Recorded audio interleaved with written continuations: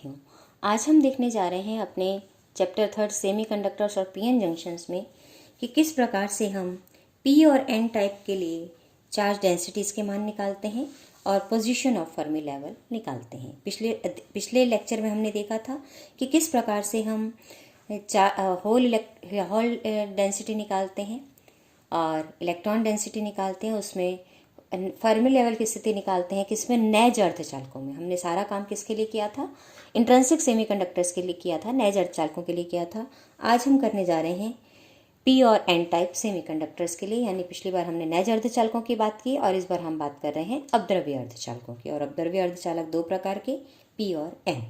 तो सबसे पहले हम देखते हैं चार्ज डेंसिटीज का मान पी और एन टाइप के सेमीकंडक्टर्स के लिए। तो मान लिया हमने क्या किया, एक अर्धचालक लिया और उसमें कुछ मात्रा मिला दी दाता परमाणुओं की और कुछ अशुद्धि मिला दी ग्राही परमाणुओं की, यानी दोनों प्रकार की हमने अशुद्धि मिलाई है, पी प्रकार का अर्धचालक बनाने के लिए भी और एन टाइप का अर्धचालक बनाने के लिए भी।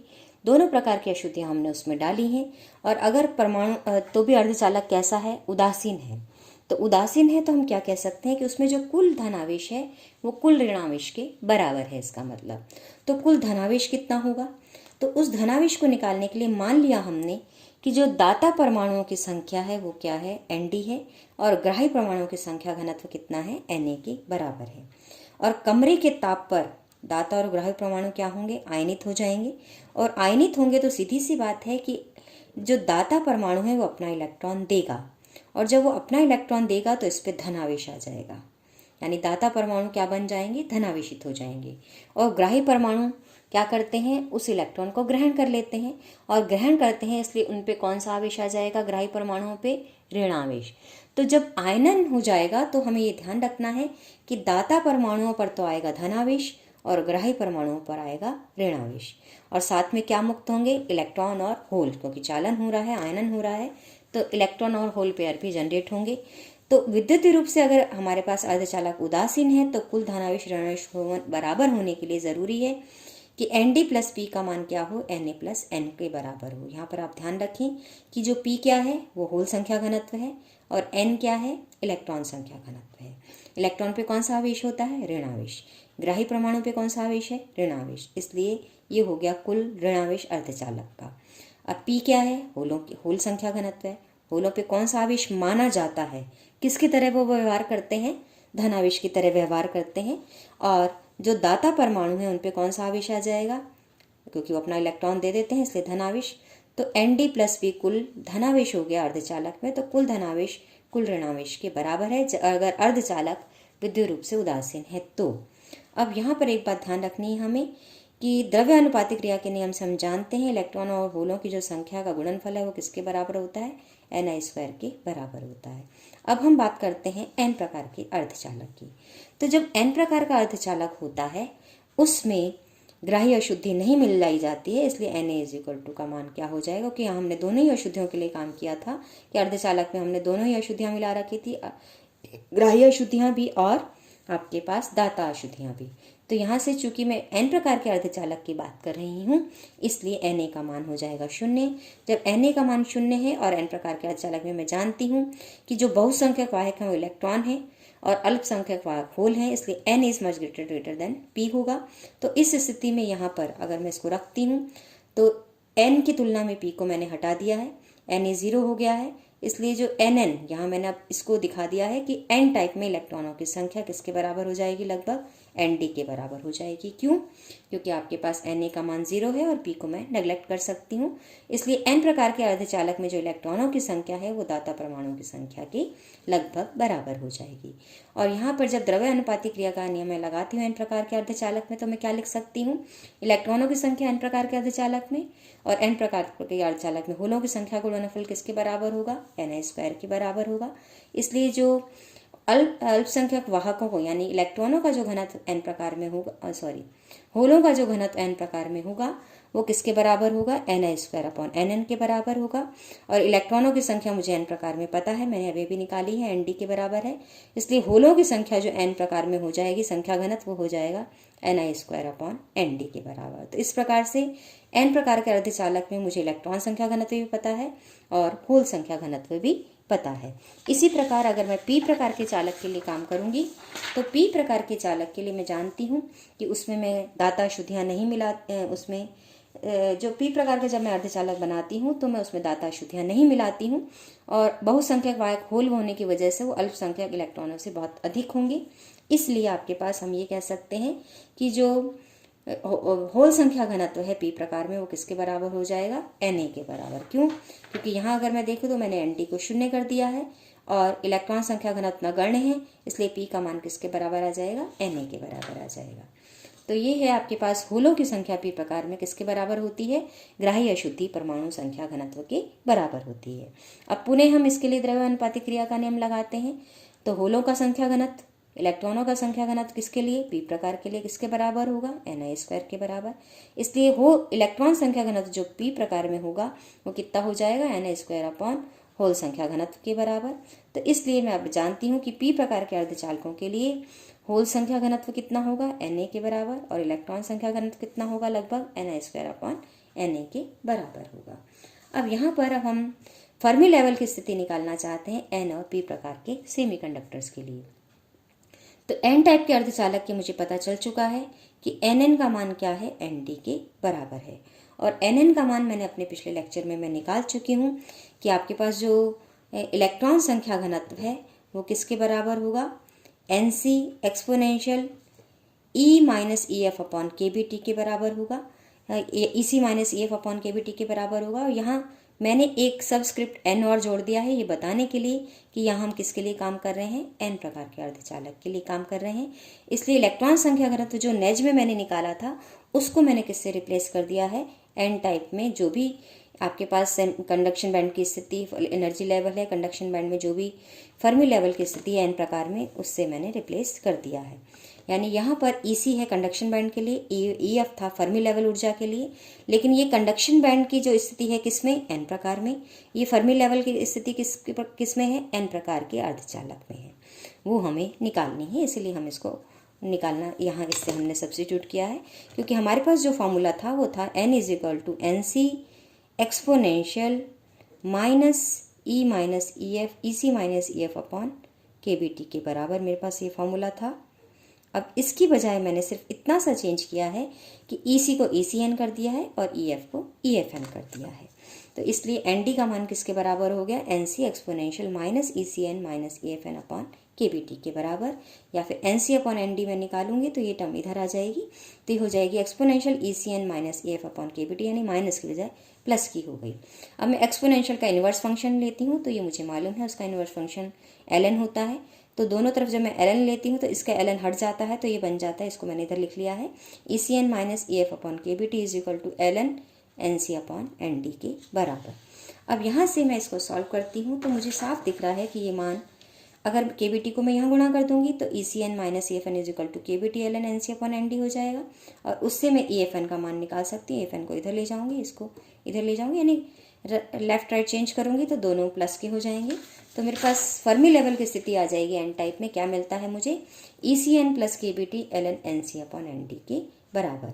यानी कंडक्शन बैंड से जो ऊर्जा है इसकी अगर मैं देखूं तो ECN EFN का मान क्या है, ECN माइनस आपके पास यहाँ अगर हम इसको सॉल्व करके देख लेते हैं तो मेरे पास क्या आ जाएगा कि ECN minus EFN comes out to be KBT ln NC upon ND के बराबर। तो यहाँ से सॉरी ये माइनस साइन आया, तो यहाँ पर ये साइन हम कर देते हैं माइनस का, प्लस की बजाय हम देख लिया, यहाँ पे हमने कैलकुलेट करके हम देख रहे हैं कि ये साइन कौन सा आ जाएगा, क्योंकि EFN को इधर मैं लाऊंगी तो ये प्लस का हो जाएगा, और ये प्लस का है तो इधर लाऊंगी तो ये माइनस का हो जाएगा, इसलिए यहाँ साइन प्लस की जगह क्या आएगा, माइनस का। तो यहाँ पर अगर मैं देखूँ तो जो फर्मी लेवल की स्थिति है वो ECN माइनस समथिंग, यानी कि कंडक्शन बैंड से थोड़ा सा नीचे। तो यहाँ हमने इसकी पोजीशन दिखाई है कि N टाइप में जब मैं बात करती हूँ तो फर्मी लेवल की स्थिति क्या है, कंडक्शन बैंड से थोड़ी सी नीचे है, मध्य में नहीं है। यहाँ पर ये अर्धचालकों में हमने नैज अर्धचालकों में देखा था कि ये इन दोनों के मध्य होता है, लेकिन यहाँ N टाइप में मैं देख रही हूँ तो ये फर्मी लेवल किसके करीब हो गया है, कंडक्शन बैंड के करीब। अब हम देखते हैं P टाइप के अर्धचालक के लिए। तो अब यहाँ P टाइप के लिए अर्धचालक के लिए जब हम काम करते हैं तो हमने ये बात देखी थी कि नैज अर्धचालकों में जब हमने होल संख्या घनत्व निकाला था तो वो मुझे मिला था NV exponential minus EF minus EV upon KBT के बराबर मुझे मिला था। ये मैं पिछले लेक्चर में निकाल चुकी हूँ, डिराइव कर चुकी हूँ। इसको हम यहाँ यूज़ कर रहे हैं किसके लिए? पी टाइप के लिए। तो यहाँ फर्मी लेवल भी हमने किसके लिए लिखा? पी टाइप के लिए। यहाँ वैलेंस बैंड भी किसके लिए लिखा है? यानी कि के लिए ऊपर का जो एनर्जी लेवल है वो भी हमने किसके लिए लिखा है? पी टाइप के लिए। तो यहाँ पर जो भी था वो हमने कन्वर्जन किसके लिए कर दिया? पी टाइप के लिए कर दिया है। तो यहाँ से PP का मान मैंने यहाँ कन्वर्ट करके यहाँ लिख दिया है। तो n यहाँ से अब मैं इसको सॉल्व करती हूँ तो इसको इधर ले जाती हूँ तो ये ऊपर जाके प्लस का हो जाएगा। तो exponential EFP minus EVP upon KBT is equal to NV upon NA के बराबर। अब इसका इन्वर्स फंक्शन लेते हैं तो ये बन जाता है EFP minus EVP upon KBT is equal to ln NV upon NA।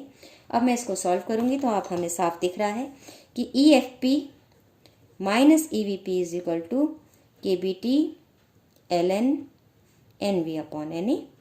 तो यहाँ से आप साफ देख रहे हैं, मुझे FP का मान चाहिए तो इसको इधर ले जाऊंगी तो ये प्लस का हो जाएगा। तो ये हो जाएगा EFP is equal to EVP plus KBT ln NV upon NA। अब यहाँ अगर मैं देखूँ तो इसका मतलब जो वैलेंस बैंड का अपर मोस्ट लेवल है उससे थोड़ा सा ज़्यादा, यानी जो फर्मी लेवल है वो इस वैलेंस बैंड का जो आपके पास अपर मोस्ट लेवल है उससे थोड़ा सा ऊपर है। यानी यहाँ पर अगर हम कहें तो ये अभी पुणे मध्य में नहीं है, किसके करीब है? वैलेंस बैंड के करीब है। किसकी स्थिति? फर्मी लेवल की स्थिति। तो फर्मी लेवल की स्थिति हमने देख लिया कि नैज अर्धचालकों में तो इन दोनों के मध्य आती है, वैलेंस बैंड और कंडक्शन बैंड के, लेकिन n प्रकार के अर्धचालकों में कंडक्शन बैंड के करीब चला जाता है और पी टाइप में यह वैलेंस बैंड के करीब आ जाता है। तो ये था आपके पास किस तरह से हम फर्मी लेवल की स्थिति को डिफाइन करते हैं। अब हम मान लो मैं PN संधि की बात कर रही हूँ, P और N को मैंने मिला दिया तो हमने ये देखा था कि जब कोई बायस नहीं होती है तो P और N के बीच संधि क्षेत्र में, यहाँ हमने पिछली बार देख चुके हैं हम अपने पिछले लेक्चर्स में कि जब हम P और N को मिलाते हैं तो जहाँ पर ये इन दोनों का संधि क्षेत्र है वहाँ क्या बन जाता है? अवक्षय परत बन जाती है। किसके कारण? ट्रांसपोर्ट फिनोमिना के कारण। और ये अवक्षय परत क्या करती है? अब इलेक्ट्रॉन और होलों के चलने में बाधा डालती है। तो ये एक बैरियर बन है, पोटेंशियल बैरियर है। तो इस बैरियर को हमने यहाँ P और N में अब चालन और वैलेंस बैंड की स्थिति से दिखाया है। ये P क्षेत्र का संयोजी बैंड चालन बैंड, ये P क्षेत्र का फर्मी लेवल, ये N क्षेत्र N टाइप जो सेमीकंडक्टर है उसका चालन बैंड, उसका वैलेंस बैंड और उसका फर्मी लेवल। अब इन दोनों को हमने मिलाया है क्योंकि PN संधि बनाई है। तो PN संधि बनते ही यहाँ अवक्षय क्षेत्र बना। तो अब यहाँ दोनों परस्पर जो चालन बैंड की स्थिति है वो ऊपर नीचे हो जाती है, यानी कि आपके पास एक बैरियर यहाँ हमने दिखाया, ये क्या बन जाता है? एक बैरियर। अब जो बैरियर बनेगा उस बैरियर के कारण आपके पास P से N से P की और इलेक्ट्रॉनों को चलने में कठिनाई आएगी क्योंकि उनको बैरियर क्रॉस करना पड़ेगा। इसी तरह होलों को भी यहाँ इधर आने में एक बैरियर क्रॉस करना पड़ेगा। तो यह है बायस रहित जब हमारी PN संधि है। और जब हम अग्र बायस लगाते हैं तो हमने देखा था हम P को प्लस से जोड़ देते हैं, N को नेगेटिव से जोड़ देते हैं, तो उस स्थिति में अवक्षय क्षेत्र कम हो जाता है। तो अवक्षय क्षेत्र कम होता हुआ यहाँ हमने दिखाया है। तो हम यहाँ देख रहे हैं कि जो चालन बैंड में हमारे पास फर्मी लेवल की स्थिति है, जो हमारे पास N टाइप में फर्मी लेवल है वो थोड़ा सा और करीब हो जाता है चालन बैंड के, और यहाँ पर P टाइप में ये और करीब हो जाता है किसके? संयोजी बैंड के। तो यहाँ पर आसानी से होल प्रवाह होता है और यहाँ से आसानी से इलेक्ट्रॉनों का प्रवाह होता है। तो अवक्षय क्षेत्र में की मोटाई क्या हो जाती है? पहले से यहाँ ज़्यादा थी, अब यहाँ क्या हो जाती है? कम हो जाती है। अब यहाँ हम देख रहे हैं कि यहाँ फर्मी लेवल दोनों का एक ही स्थिति में था बायस रहित में, तो लेकिन अब यहाँ पर फर्मी लेवल में भी फर्मी लेवल में अंतर आ जाता है।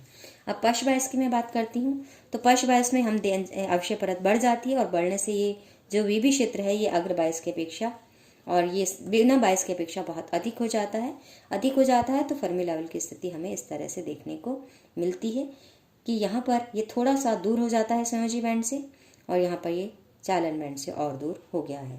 यहाँ पहले हम देख रहे थे गैप कम था, यहाँ और कम हुआ था, इसलिए यहाँ जो अंतर था लेवल का वो बहुत कम हो गया था। तो आपके पास जो बायस था आसानी से इलेक्ट्रॉन और होल आपके पास बह रहे थे। यहाँ आपके पास गैप ज़्यादा था, यहाँ पर और बढ़ जाता है, यहाँ पर ये अंतर और बढ़ जाते हैं चालन बैंड का फर्मी लेवल से यहाँ पर, और यहाँ संयोजी बैंड का फर्मी लेवल से P टाइप में ये बहुत अंतर बढ़ जाता है। यानी N टाइप में फर्मी लेवल की स्थिति चालन बैंड से और दूर हो जाती है और P टाइप में संयोजी बैंड से फर्मी लेवल की स्थिति और दूर हो जाती है। तो आपके पास चालन कठिन हो जाता है। यानी हम ये कह सकते हैं आवेशित क्षेत्र बढ़ जाता है, विभवरोधिता बढ़ जाती है। अब हम एक प्रकार में और बात कर रहे हैं, वो है जैनर भंजन की स्थिति। और जैनर भंजन की स्थिति हमें रिवर्स बायस में देखने को मिलती है कि आपके पास रिवर्स बायस में जब हम क्या करते हैं, एक ऐसा विद्युत क्षेत्र लगाते हैं जिस पर क्या हो जाता है, धारा शूट कर जाती है। और धारा शूट कर जाती है, क्यों कर जाती है, हम ये मानते हैं कि उस रिवर्स बायस के पोटेंशियल पर सहसंयोजी बंध जो चालक के हैं, जर्मेनियम हमारे पास जो अर्धचालक है उसके सहसंयोजी बंध टूटने लग जाते हैं, तो उससे हमारे पास अतिरिक्त इलेक्ट्रॉन मुक्त होते हैं और वो अतिरिक्त इलेक्ट्रॉनों के कारण धारा क्या होती है, तेजी से बढ़ती है। अब इस प्रभाव को यहाँ बैंड की स्थिति से हम दिखा रहे हैं, और बैंड की स्थिति से दिखाते हैं तो हम ये मानते हैं कि आपके पास जब हमने पीएन संधि को जोड़ा है तो इतना ज़्यादा विभव मैंने लगा दिया है, तो ये बैरियर इतना अधिक बढ़ गया है।